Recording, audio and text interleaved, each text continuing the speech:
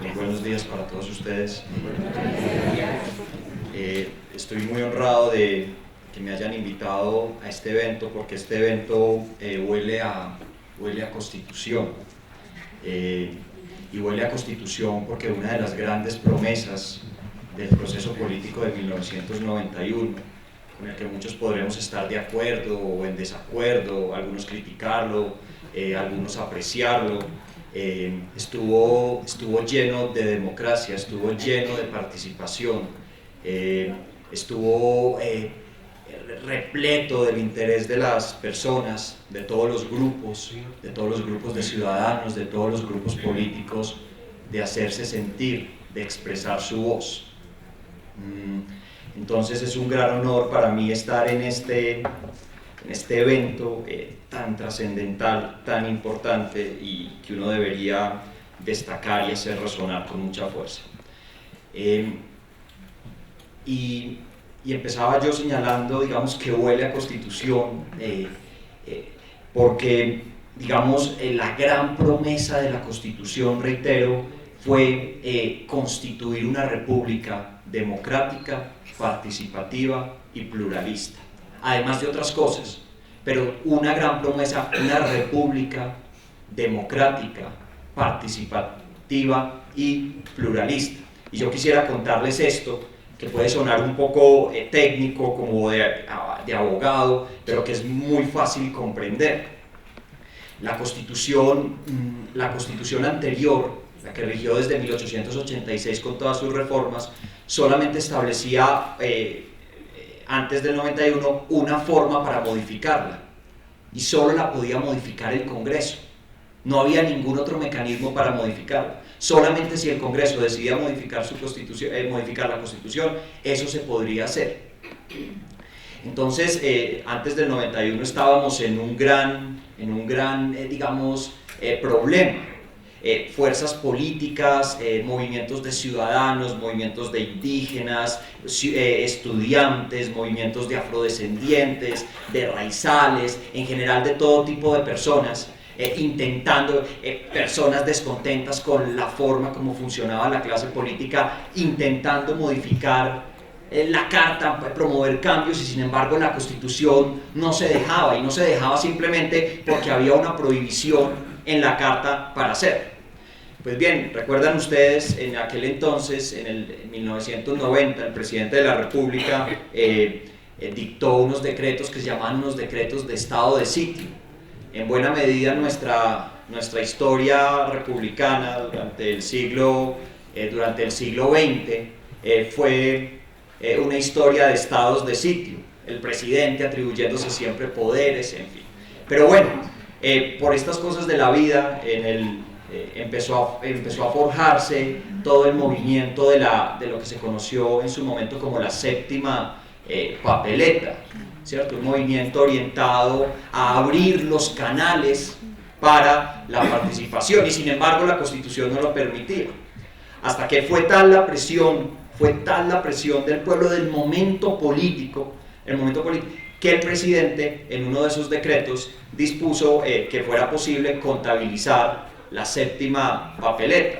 Eso generó un ambiente político con bastante intensidad, y finalmente, en otro de esos decretos de estado de sitio, se abrió la posibilidad para convocar una Asamblea Nacional Constituyente, con el propósito de modificar la Constitución. Imagínense el contexto: una Constitución centenaria, ¿cierto? Con restricciones muy fuertes para su modificación, y el movimiento político tratando de abrir los canales. Pues bien, estos decretos que dictaba el presidente tenían que ser controlados antes tenían que ser controlados por la Corte Suprema de Justicia. Entonces la Corte Suprema de Justicia cumplía las funciones de defensora de la Constitución, y la Constitución decía que solamente se podía reformar por el Congreso, no por una Asamblea Nacional Constituyente, que era lo que estaba tratando de hacer el gobierno por la presión, por la presión del pueblo, por la presión popular de los diferentes movimientos. Y la Corte Suprema en un fallo histórico dijo que a pesar de que la Constitución decía eso, lo que se estaba intentando manifestar en ese momento era el poder constituyente primario. Un poder constituyente no sujeto a límites, no sujeto a restricciones, con capacidad para darse su propia constitución. Esto es extraordinario y además explica el espíritu profundamente democrático del 91. La Corte Suprema, en un fallo súper dividido, ¿cierto? Quedaron prácticamente mitad. Los magistrados, se abrió el camino de la Asamblea Nacional Constituyente, una Asamblea Nacional Constituyente que por lo demás, con todos los problemas y con todos los juicios históricos que se le han hecho cada vez que cumple 10 años, fue una asamblea definitivamente participativa, ¿cierto? En la que todos tuvieron voz, Entonces, uno dice ¿por qué se vuelve tan importante una ley que se ocupa de regular la participación ciudadana? Pues resulta ser muy importante precisamente por eso, porque a través de ella se concreta, se materializa, se realiza la promesa constituyente de 1991 de fundar una república democrática, participativa y pluralista. Esta ley, hago aquí un paréntesis muy corto, esta ley tuvo un curso muy largo desde que se inició, desde que se presentó el proyecto, inicialmente por el gobierno y posteriormente por una iniciativa también de uno de los congresistas. Tuvo un largo periodo en el Congreso de la República. Eso obedeció a varias razones. Esta es una ley estatutaria, ya les cuento por qué es una ley estatutaria. Esta es una ley estatutaria y requiere, primero, ser aprobada por el Congreso, y luego de que es aprobada por el Congreso, tiene que ser enviada a la Corte Constitucional para que la Corte determine si esa ley es compatible o no con la Constitución. Antes de entrar en vigencia, la Corte la revisa. Entonces, el proyecto se presentó y se tramitó como ley y fue remitida a la Corte Constitucional. Y en 2 oportunidades la Corte Constitucional tuvo que devolverla al Congreso de la República porque no se habían cumplido los procedimientos regulares para su aprobación. Entonces, en alguna oportunidad detectó que no había sido aprobado por las mayorías requeridas, entonces la tenía que devolver al Congreso. Finalmente el texto ya completo, después de su debida aprobación, llegó a la Corte Constitucional, y la Corte Constitucional apenas este año, en la sentencia C-150 del 2015, se pronunció sobre su constitucionalidad. Entonces es una ley que viene como desde 2011, 2012, haciendo su curso por el Congreso. Y quiero aquí indicarles una cosa: esta es una ley estatutaria, y es una ley estatutaria que reforma una ley estatutaria anterior, que era la ley que todavía permanece vigente en muchas de sus partes, la ley 134 de 1994. Pero ¿qué significa que sea una ley estatutaria? La Constitución reservó para las leyes estatutarias los asuntos más importantes.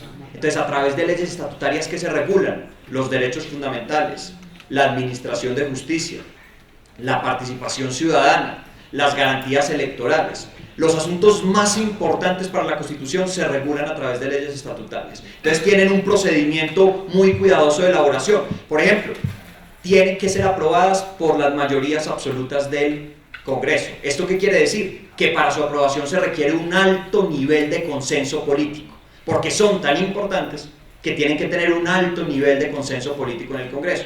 Y adicionalmente el constituyente dijo, además deben ser aprobadas en una sola legislatura, o sea, en un año. ¿Esto qué implica? Que el constituyente, la Constitución del 91, quiso que los debates alrededor de ese tipo de leyes se concentraran, para que no se extendieran a lo largo del tiempo, sino que se concentraran en determinados momentos. Y finalmente, tiene un control previo de la Corte, un control previo que es integral. La Corte revisa toda la ley para determinar una a una sus normas, aunque sean 113, como es en este caso, si la ley es compatible o no con la Constitución. de manera tal que cuando la ley, digamos, cuando el proyecto de ley es aprobado por la Corte Constitucional y luego sancionado por el presidente, digamos, queda dotada de un valor especial. Y ese valor especial, además, tiene otra consecuencia, y es que esas son normas, ustedes de pronto han oído esto, a veces lo han dicho, estas son normas que hacen parte de una cosa que se llama el bloque de constitucionalidad. Es decir, normas que tienen casi el mismo valor de la Constitución. Por eso cuando se viola una ley estatutaria, uno bien puede decir que se está violando al mismo tiempo la Constitución. Entonces, es una ley muy importante en su estatus. Los asuntos más sensibles para nosotros como sociedad, derechos fundamentales y mecanismos de protección, participación ciudadana, garantías electorales, administración de justicia, lo que más le preocupa a las personas. Yo entonces quisiera como dividir en este tiempo que tengo, que son aproximadamente 38 minutos, a partir de ahora, quisiera dividir como la exposición en las siguientes partes.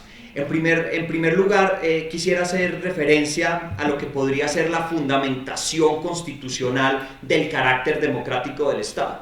¿Qué significa y por qué se dice que el Estado colombiano tiene carácter democrático? ¿Por qué se dice en la Constitución del 91?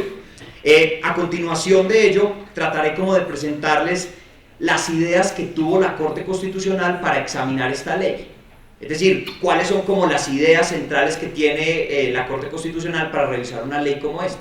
Luego les cuento brevemente cuál es la estructura general de la ley. Es una ley que hay que leer con cuidado porque es una ley a veces larga, a veces densa, ¿cierto? Entonces, ¿cuál es la estructura general? Y luego haré referencia como a los principales cambios en algunos de los mecanismos de participación.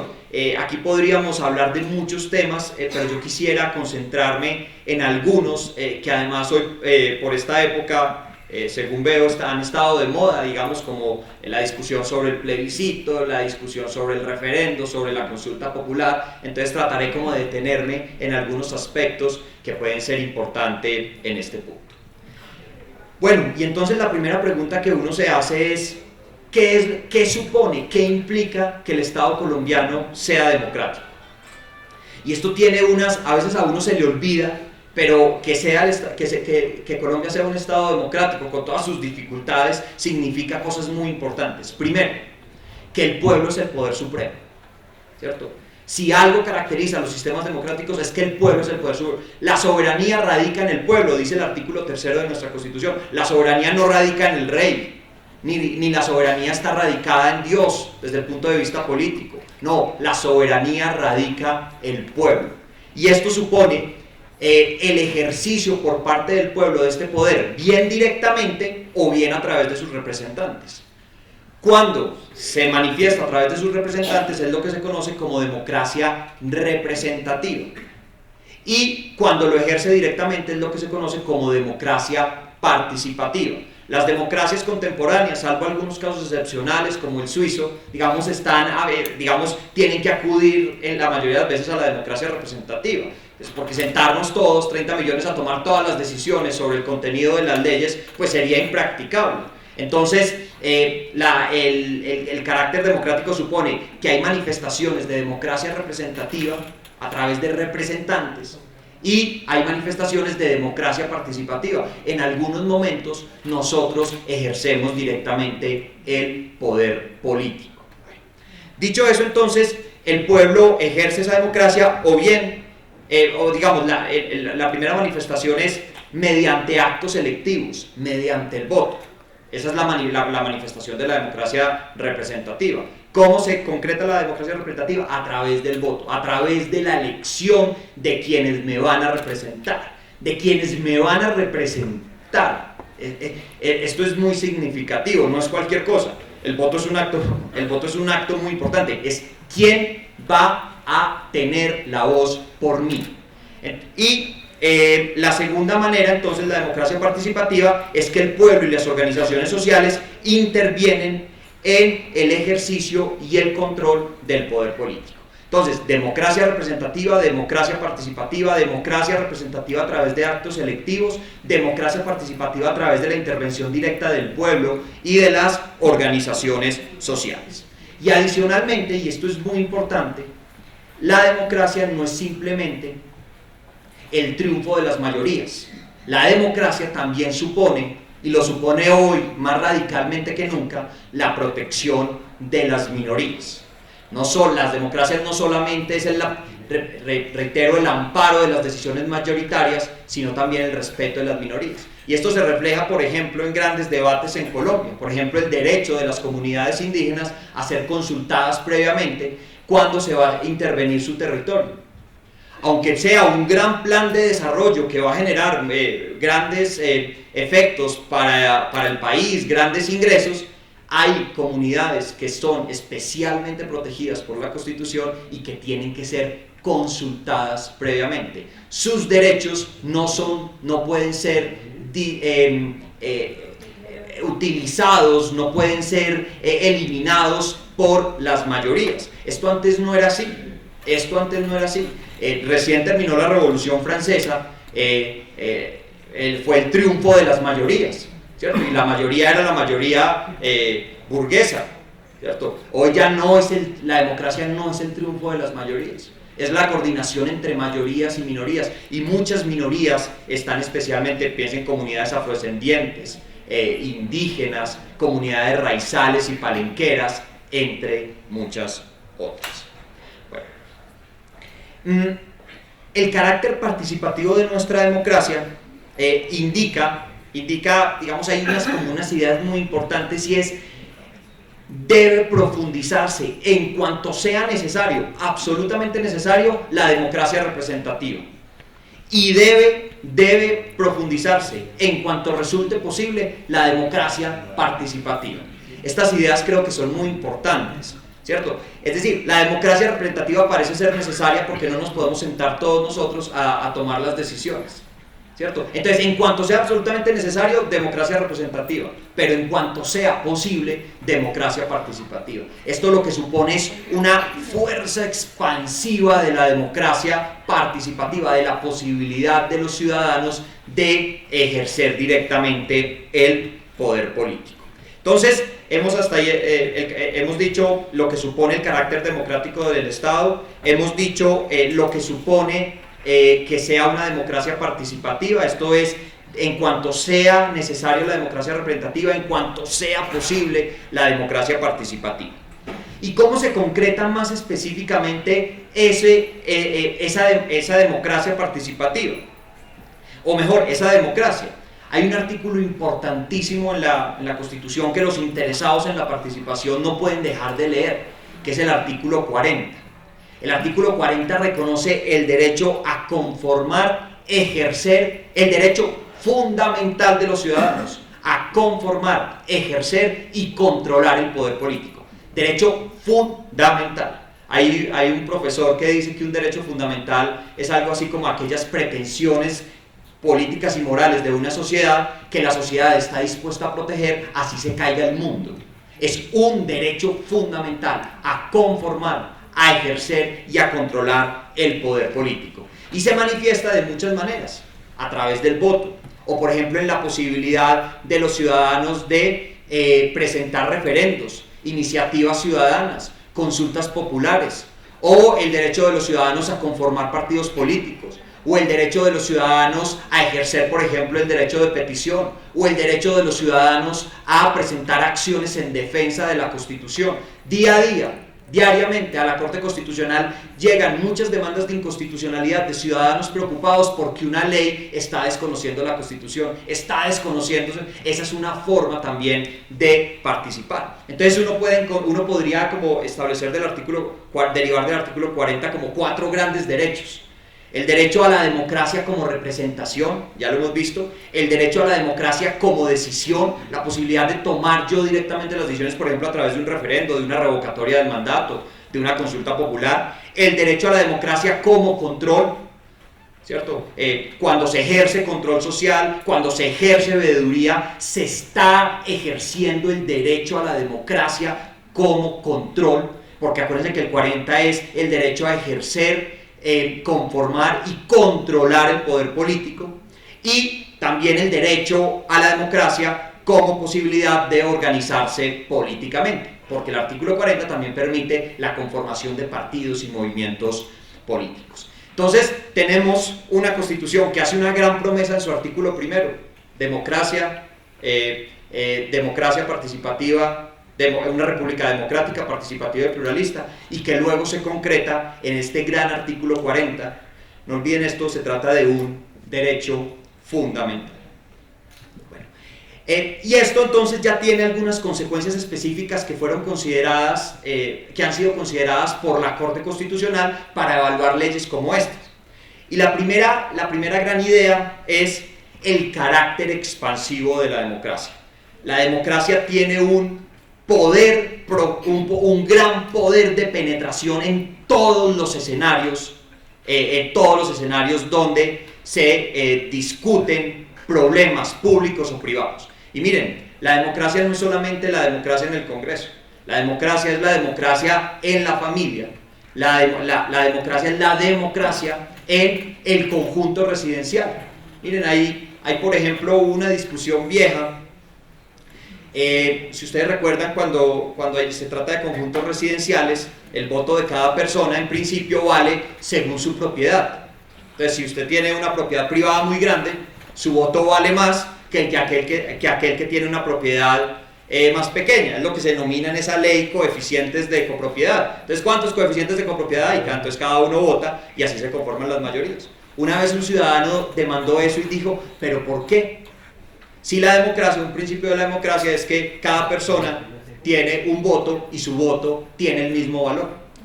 Entonces había una gran tensión entre cómo se tomaban las decisiones allá y qué era lo que exigía la democracia. Y lo que la Corte Constitucional dijo en esta decisión es que cuando se trataba de decisiones no económicas, como por ejemplo uso de la piscina, uso de zonas comunes, en fin, de espacios públicos de recreación, la decisión era una persona por un voto. Y cuando se tratara de decisiones económicas, como por ejemplo fijación de cuotas de administración, pues se tomaban en función del coeficiente de copropiedad. Pero miren la forma como la democracia invade escenarios en los que uno diría: pero la democracia, ¿qué hace allá? No, la democracia tiene mucho que hacer allá. ¿O qué hacen los colegios la democracia? ¿Cómo así que el manual de convivencia hay que concertarlo con los estudiantes? Si las relaciones de educación tienen que ser unas relaciones jerárquicas, diría alguien. No, porque la democracia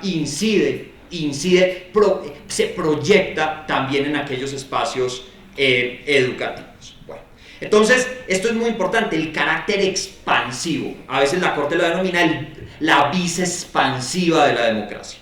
Bueno, la segunda gran idea que ha tenido la Corte para juzgar leyes como estas, es la regla de la mayoría limitada. Y la regla de la mayoría limitada lo que indica es que las mayorías no pueden tomar las decisiones, no pueden tomar todas las decisiones.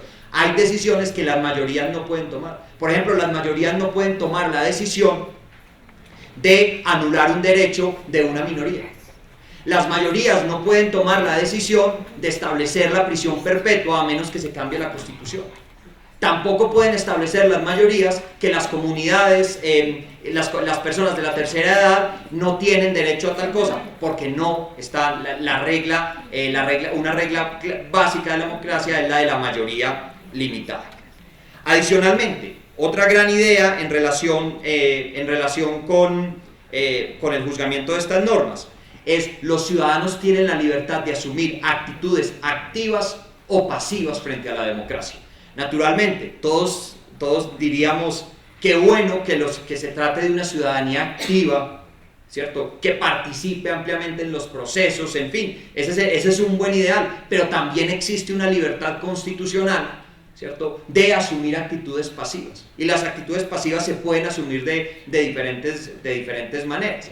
Entonces, una gran discusión que se ha presentado en esto es si, por ejemplo, hay algunos mecanismos de participación, como por ejemplo la consulta popular, que requiere que un número de ciudadanos participe.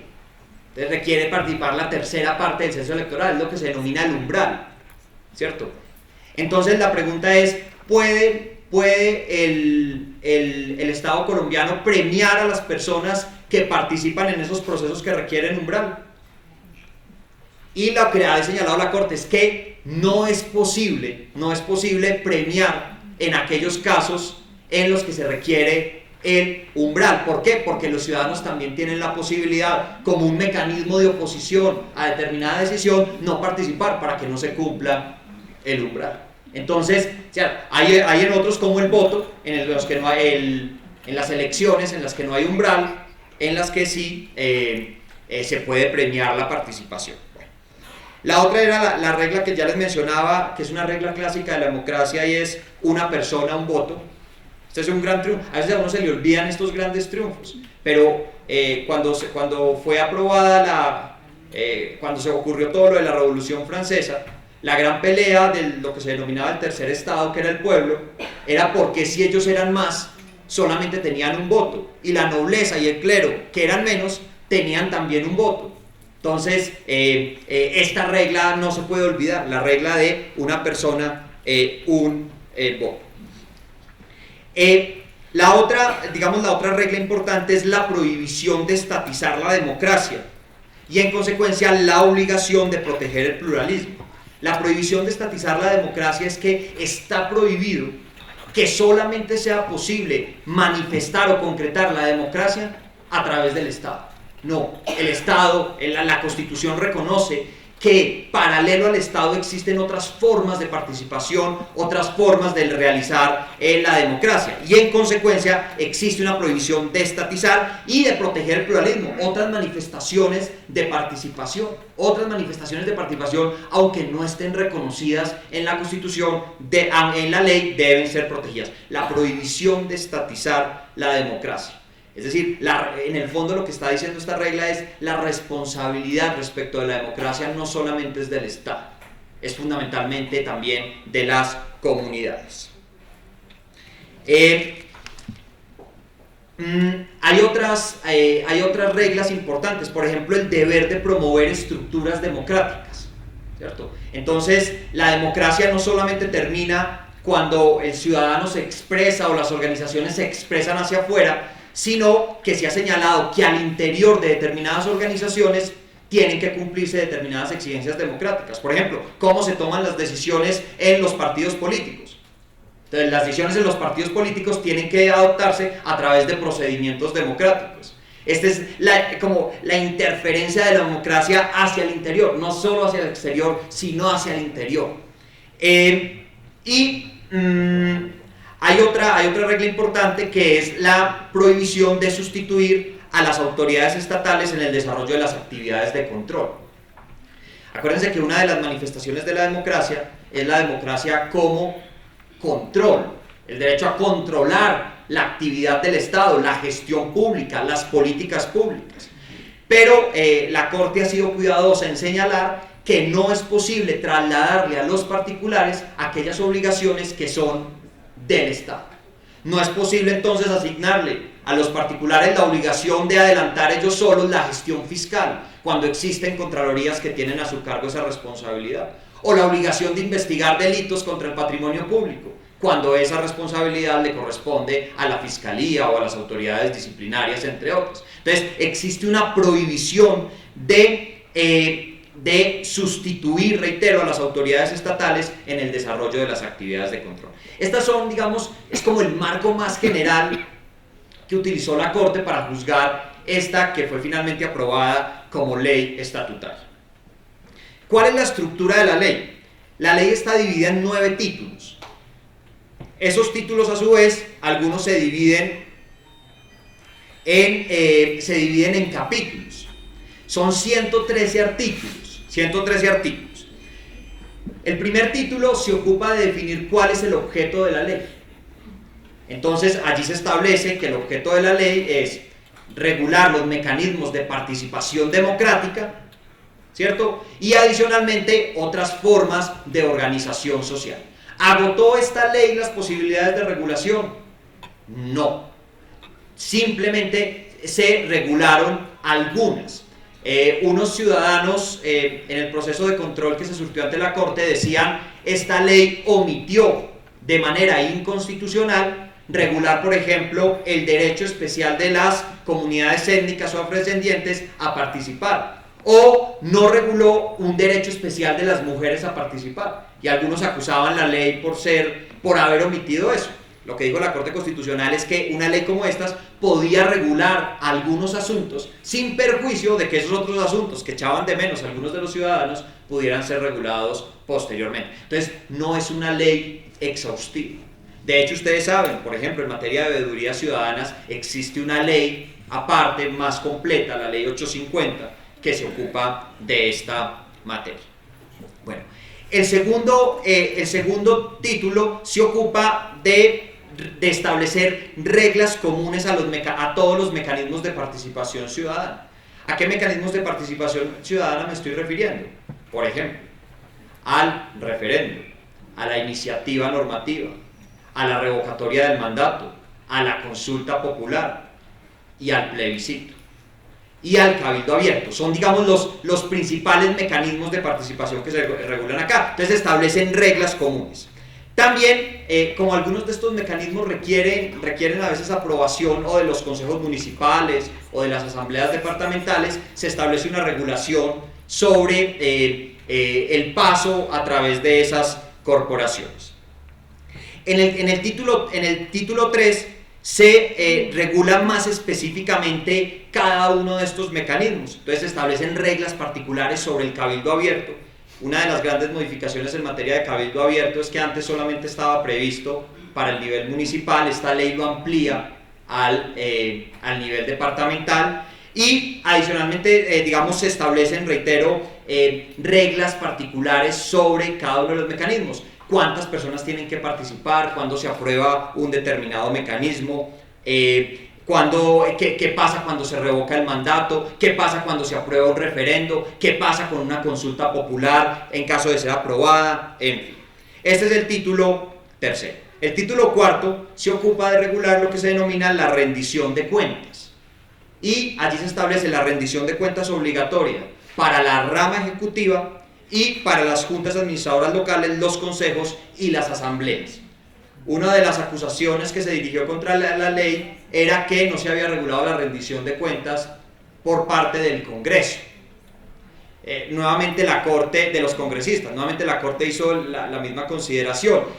Hubiera sido posible que se regulara acá, pero si no se hizo, eso no hace inconstitucional o contraria a la Constitución la ley. Entonces es posible que, pero pues no sé, como se quiera mirar, no se reguló ese asunto. Solamente para la rama ejecutiva, para las juntas administradoras locales, para los consejos y las asambleas. Yo no sé si ya se habrá expedido para ejercer este derecho o para hacer realidad la rendición de cuentas. Es muy importante la expedición del denominado Manual Único de Rendición de Cuentas, que creo que es una herramienta muy importante para llevar a efecto, para concretar este mecanismo. En el título quinto es un gran título que se denomina del control social a lo público. Es un título que tiene problemas en su denominación técnica porque es un gran título del control social a lo público, y uno de sus capítulos es del control social a lo público.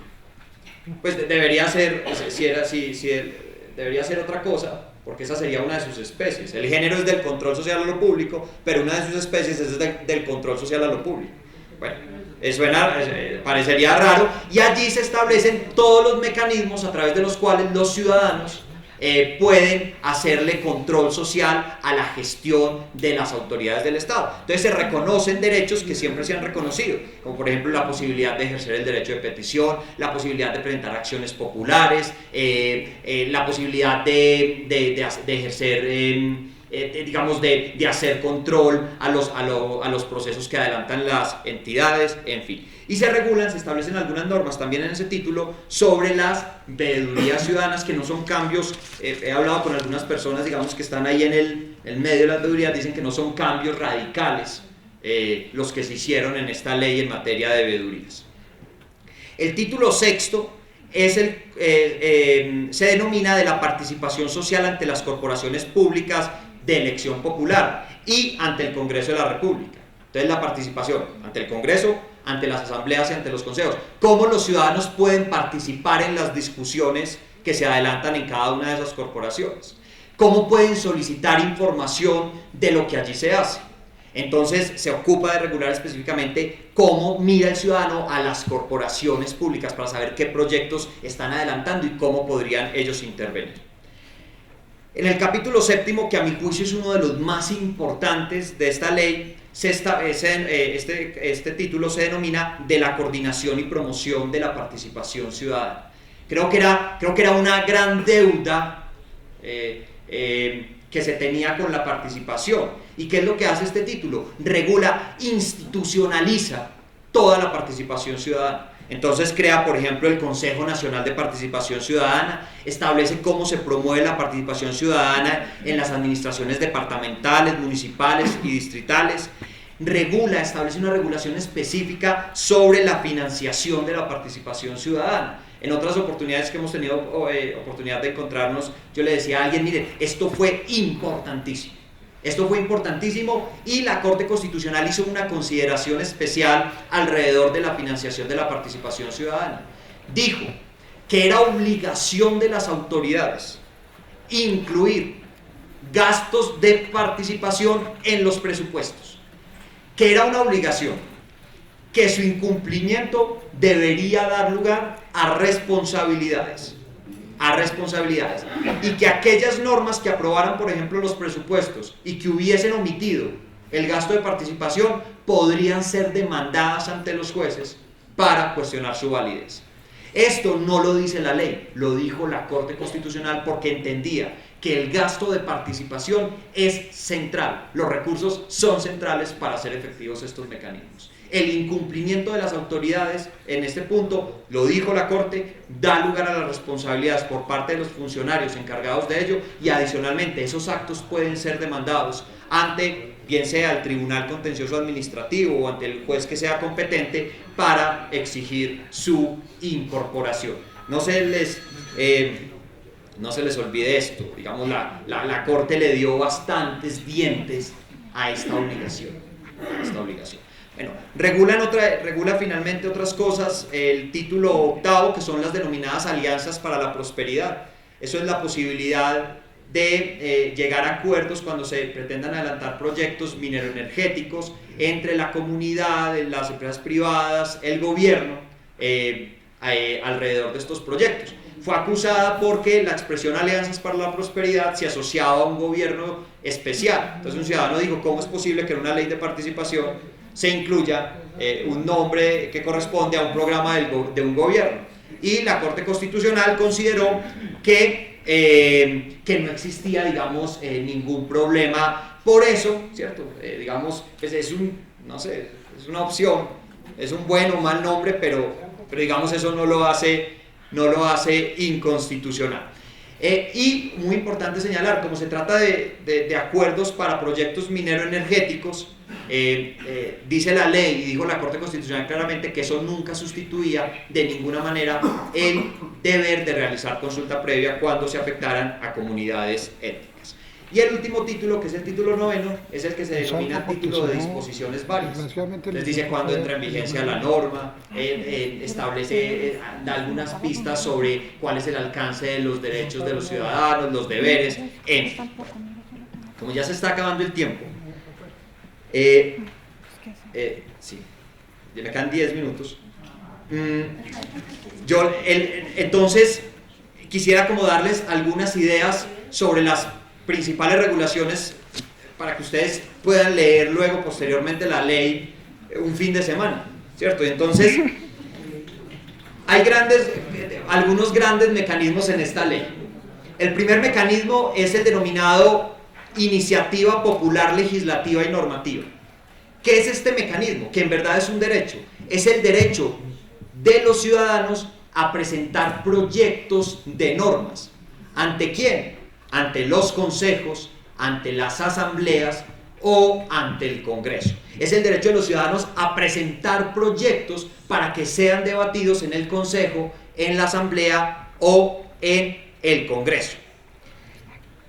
¿Qué se requiere, digamos, para que uno pueda presentar un proyecto? Si el propósito es presentar un proyecto de ley o un proyecto de modificación de la Constitución, se requiere un apoyo del 5% del censo electoral. Entonces yo tengo que reunir firmas correspondientes al 5% electoral para poderlo presentar al Congreso de la República. Y si es un si es una iniciativa territorial, para presentar una norma en el Consejo o en la Asamblea, se requiere el 10% del censo electoral. Ahora, ¿qué implica esto? Esto implica varias cosas importantes. Porque uno dice, bueno, lo presenta y entonces ¿qué? ¿Qué pasa? Entonces, ¿qué dice la ley? La ley dice que, primero, el proyecto tiene que ser tramitado como proyecto urgente, ¿cierto? Esta es una posibilidad excepcional. Solamente el presidente de la República en algunas leyes puede decir tramítese de manera urgente. Cuando viene respaldado por el pueblo hay que tramitarlo de manera urgente. Los términos para su discusión y para su aprobación son improrrogables. Y debe dársele un procedimiento prioritario frente a otros proyectos. Y el vocero de la iniciativa tiene el derecho a participar con voz, naturalmente sin voto porque no es electo, en las discusiones alrededor de ese proyecto. Este derecho no es un derecho a que aprueben el proyecto, es un derecho a presentarlo y a que lo discutan. Y es muy importante porque si no es aprobado, los ciudadanos pueden pueden solicitar que se realice un referéndum. Bueno, no lo quisieron aprobar los consejos municipales, no lo quisieron aprobar la asamblea, no lo quiso aprobar el Congreso, pues nosotros vamos a llamar al pueblo para que el pueblo, como árbitro final de la disputa democrática, tome esta decisión. Solamente se pueden presentar proyectos que correspondan a la respectiva entidad territorial. Hay otras restricciones. Por ejemplo, no se pueden presentar proyectos sobre amnistías ni indultos porque son de iniciativa exclusiva del gobierno, entre otros. Ahí en la ley aparecen otras restricciones. El segundo gran mecanismo es el referendo. ¿Qué es el referendo? Es el derecho del pueblo a ser convocado para que apruebe o rechace un proyecto de norma o derogue una vigente. En el anterior es el derecho del pueblo a presentar un proyecto para que sea discutido en el Congreso, en los consejos o en las asambleas o en las juntas administradoras locales. El referendo es un derecho del pueblo a ser convocado para que él decida si se aprueban determinadas normas o si se derogan algunas ya vigentes. Hay muchas modalidades de referendo. Desde la perspectiva de la materia sobre la cual se pronuncia, uno podría hablar de referendos constitucionales cuando el objeto es una norma de la Constitución, referendos legales cuando la norma es una ley, o referendos territoriales cuando, por ejemplo, lo que se busca discutir es un acuerdo de un consejo municipal o una ordenanza de una asamblea departamental.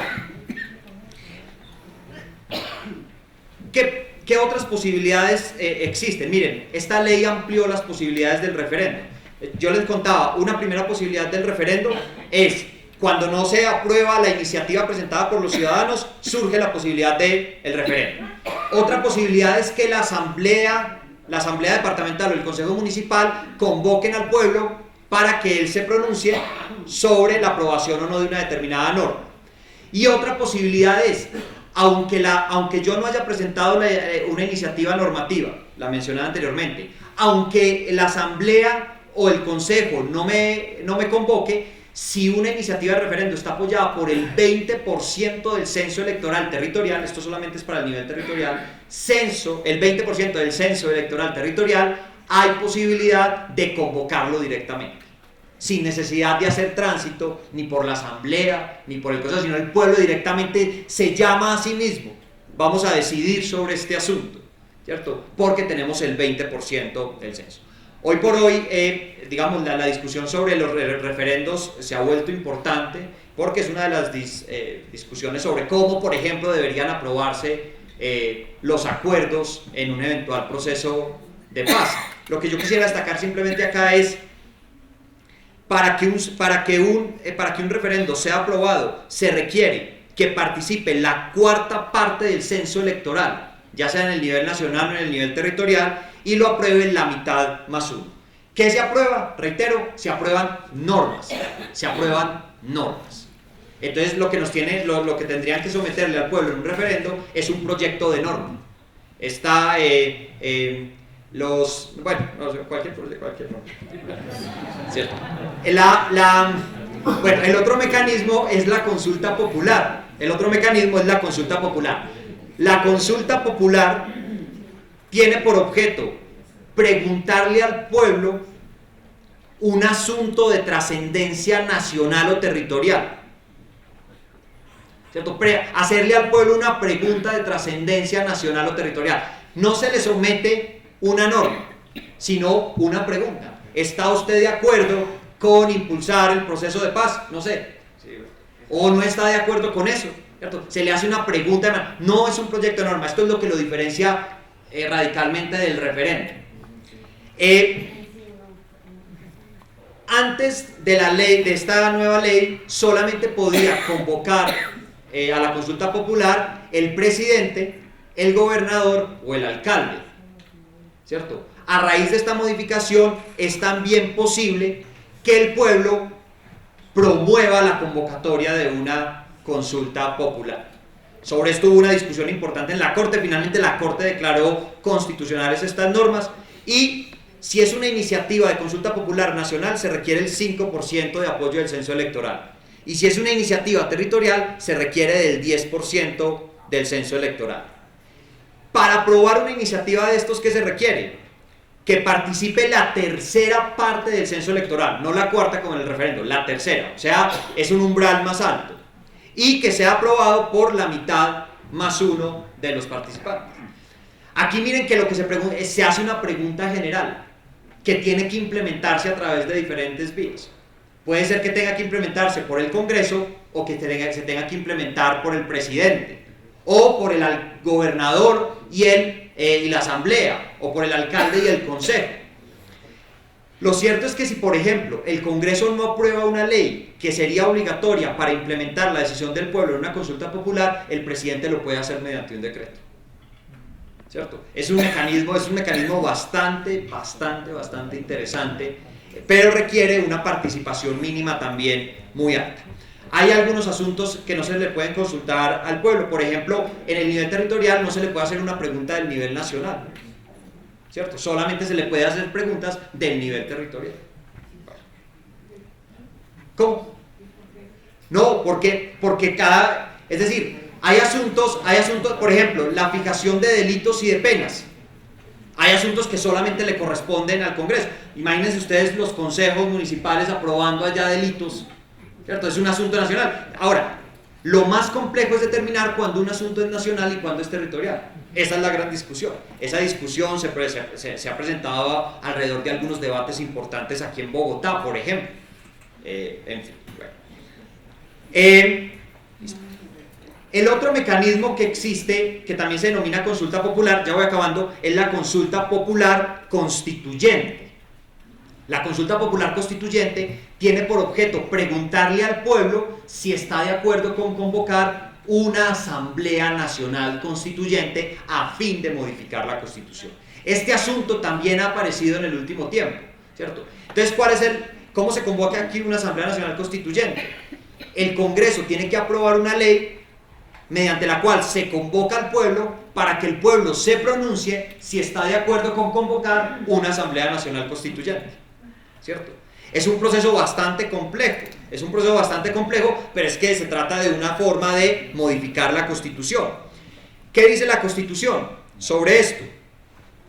Que para que se apruebe la convocatoria a una asamblea nacional constituyente, es que ese es el mecanismo más difícil de aprobar, se requiere que lo apruebe la tercera parte del censo electoral, no que participe la tercera parte del censo electoral como en el caso de la consulta popular o en la cuarta parte en el referéndum, que lo apruebe la tercera parte del censo electoral, que es bastante difícil, pero ahí está, digamos, este camino. Claro, es que a través de la Asamblea Nacional Constituyente podríamos, por ejemplo, derogar la Constitución, pues digamos hay que asegurarse que la voluntad popular tenga claro que ese es el propósito.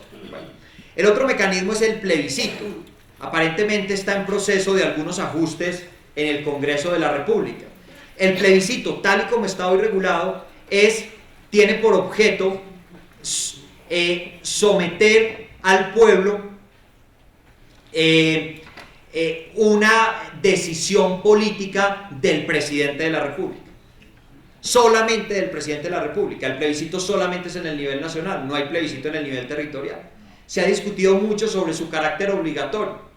Si se somete a una decisión política, digamos, no es una consulta al pueblo como la consulta popular, no es un proyecto de norma como el referendo, una decisión política. Algunos dicen que en verdad es simplemente un acto político como de respaldo, de rechazo a una decisión del presidente de la República. Pero no, pero digamos no hay más regulación sobre eso.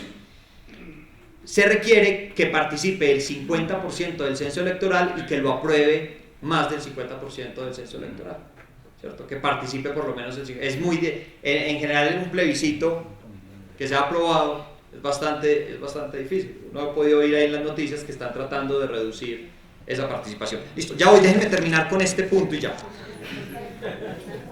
La revocatoria del mandato, que es el último gran mecanismo que se establece en la Constitución.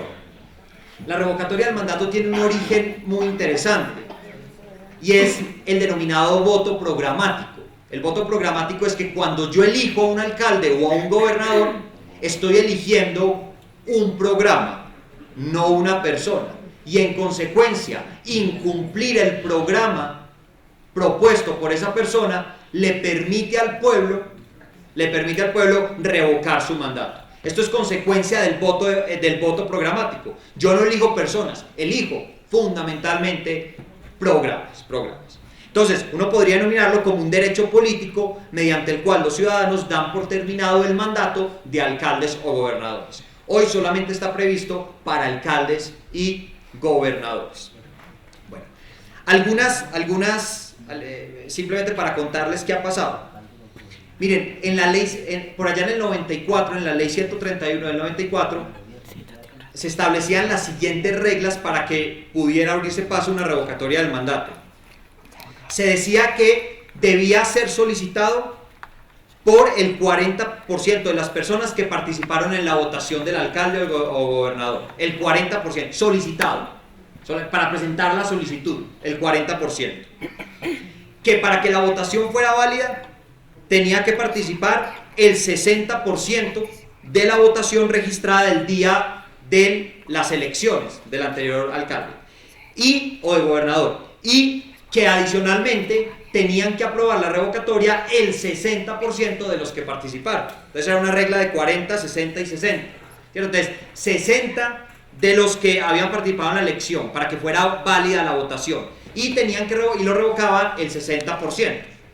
Luego, como no había sido posible profundizar este mecanismo, entonces se redujeron las exigencias. Entonces ahorita se establecía que la solicitud la podía presentar el 40% del total de votos del elegido. Antes era de votos de la elección. Ahorita era el 40% del voto de los elegidos, que debía participar el 55% de la votación válida de ese día. Entonces ahí se empezaron a reducir. Y que se aprobaba la revocatoria cuando votara la mitad más uno. Sin embargo, parece que la revocatoria tampoco tuvo efectos, pudo implementarse en mayor medida, al menos esto se deduce de los debates en el Congreso. Y la actual ley lo que hace es establecer que para que sea posible presentar la iniciativa se requiere el apoyo del 30% de los votos obtenidos por el elegido. El 30%, antes era el 40% de los votos obtenidos por el elegido, antes el 40% de los votos de la respectiva elección, no del elegido. Ahora, 30% de los votos del elegido tiene que votar al menos el 40% de la votación total válida del día en que se eligió. Recuerdan, antes era el 60%, luego el 55%, ahora el 40%. Y lo revocaría la mitad más uno. Esto con el propósito, según se derivaba según se derivaba de los antecedentes en el Congreso, con el propósito de ampliar. Esto plantea tensiones muy fuertes, porque a veces la revocatoria puede llevarse a efecto con un número muy reducido de votos si se le compara con los votos, por ejemplo, obtenidos por el respectivo mandatario municipal, distrital o departamental. Bueno, Estas eran más o menos, hay muchas otras cosas. Ustedes pueden hacer una cosa si quieren un poco profundizar en esta ley, pues además de leerse con cuidado la ley.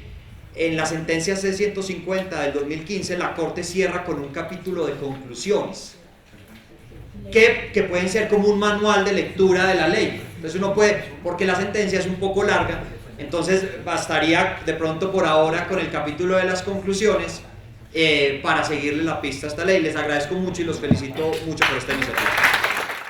¿Cómo se corrige? Entonces, si es un error mecanográfico, bueno, entonces si no es, bueno, por si hiciera un error mecanográfico, existe uno que se llaman los decretos de corrección de yerros, ¿cierto? Siempre y cuando uno identifique que claramente la voluntad del Congreso era una y se equivocó en la... Entonces, si no es eso, no hay otro camino diferente a la aprobación de una nueva norma estatutaria, ¿cierto? Si es un término, no hay otro camino diferente. Si es una materia estatutaria, y en principio todos los asuntos regulados en la ley estatutaria, pueden existir asuntos en una ley denominada estatutaria que no sean necesariamente estatutarios, digamos que no sean, por ejemplo, que en una ley estatutaria, voy a decir cualquier cosa porque no se me viene ahorita otro ejemplo, se regule algo sobre la propiedad horizontal en esta ley estatutaria, sobre los conjuntos residenciales. Eso no es un tema de ley estatutaria, sino que es un tema de ley ordinaria. Entonces podría modificarse a través de una ley ordinaria.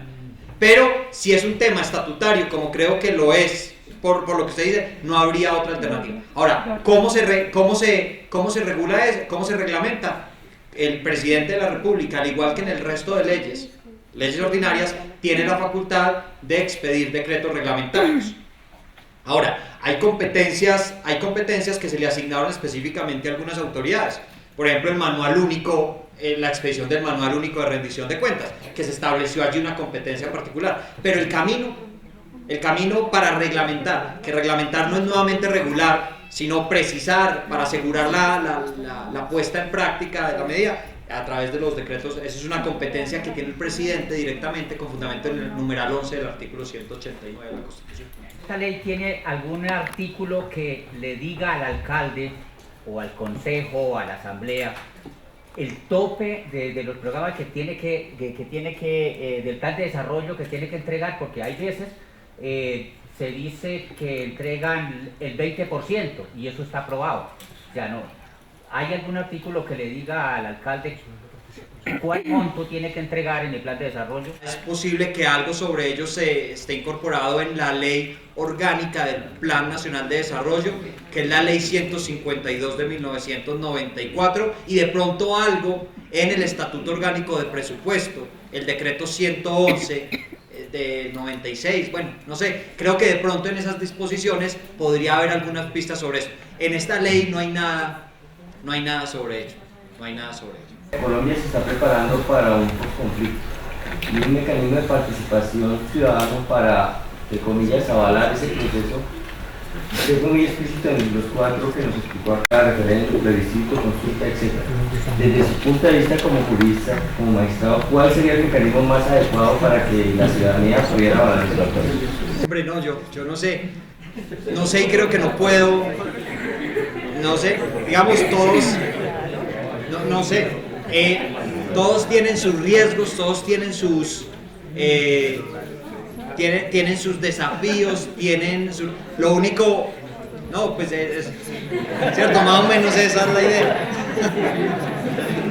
Nosotros somos ciudadanos que ejercemos veedurías y estamos hablando de mecanismos de control y de comunicación, en donde estos mecanismos nos dan muchas herramientas para nosotros poder tener injerencia a nivel de veedurías, digamos, seguimientos. ¿Por qué no hay una pedagogía o por qué no hay una parte en donde eduquen al ciudadano en esto? Porque esto es complicado y hard. Entonces, no, si usted dice, Estoy molestando. toda esta fin de semana para leer, uno queda azul. Pero si hubiese personas que nos dieran toda esa información como masticadita para poder ejercer Sí, el boleto inicial, sería importantísimo tener esa digamos, yo creo dos cosas. Primero, hay una parte de gran responsabilidad del Estado sobre esto, digamos, de las autoridades con competencia en esta materia, como el Consejo Nacional Electoral, la Registraduría Nacional del Estado Civil. Una parte creo que es responsabilidad del Estado, pero indudablemente creo que una parte de la responsabilidad es en buena medida nuestra. Si uno le deja esto en manos a los abogados, ¿cierto? Pues pierde su propósito. Pues tiene una filosofía muy ciudadana. Yo lo que creo lo siguiente. Primero, una responsabilidad le corresponde al Estado, pero otra responsabilidad es claramente nuestra.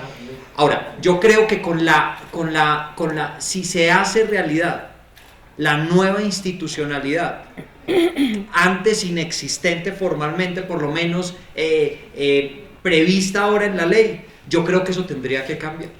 La creación de un Consejo Nacional de Participación Ciudadana, la obligación de crear oficinas en el territorio, de secretarías encargadas de divulgar los mecanismos de participación, la obligación de incorporar gastos de participación en los mecanismos. Entonces, ahí lo que uno sí tiene que hacer es empezar a hacer veeduría y control de que eso se cumpla.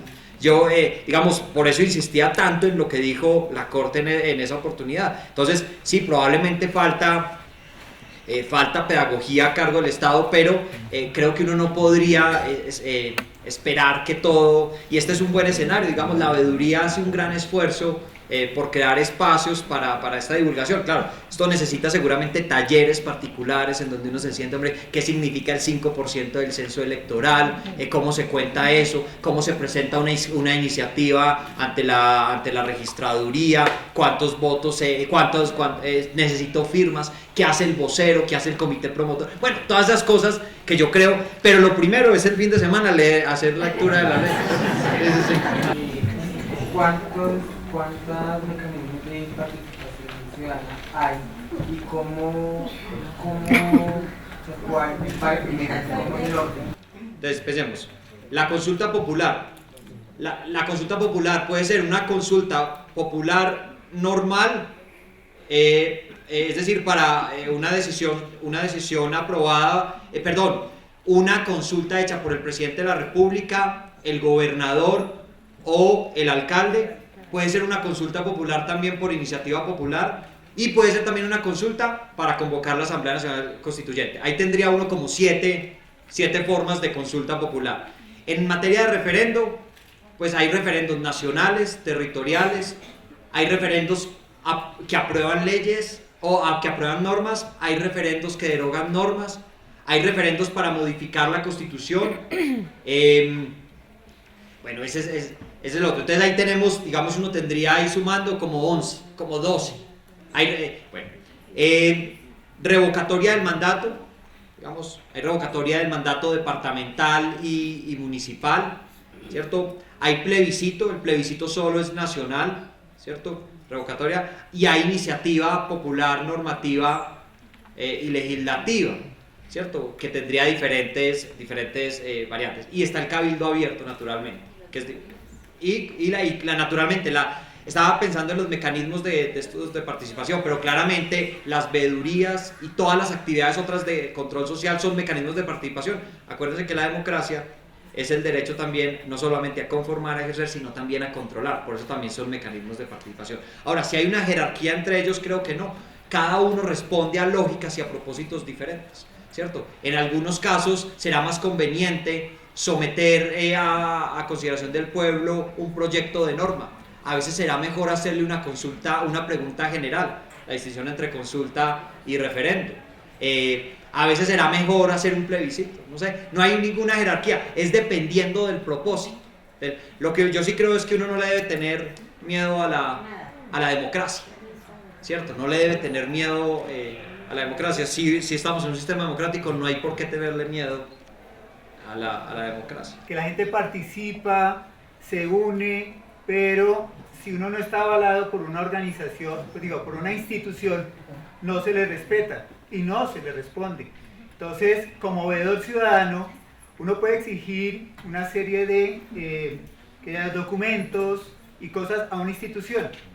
Si uno no se encuentra avalado por la veeduría, esta institución no le da respuesta a uno. Entonces, ¿hasta qué alcance tenemos nosotros los ciudadanos, sin constituirnos legalmente, de que nos respalde verdaderamente la ley y la institución como tal, que diría yo, la legislación, para poder ejercer concretamente y bien esa parte de veeduría? Porque a veces a uno le dicen, si usted no está constituido legalmente, no tiene ninguna participación, ni de voz, ni de exigencia en cuanto al manejo y a la regulación de los recursos en una localidad, o podemos decir en el distrito. Si uno lee el capítulo específico del control social a lo público en esta nueva ley, encontrará que hay un amplio reconocimiento de mecanismos que se le reconocen a los ciudadanos con independencia de su integración a organizaciones sociales, en fin. Naturalmente pueden existir algunas restricciones, pero por ejemplo, el ejercicio, ahí se menciona como uno de los mecanismos de control de la acción de tutela, por ejemplo.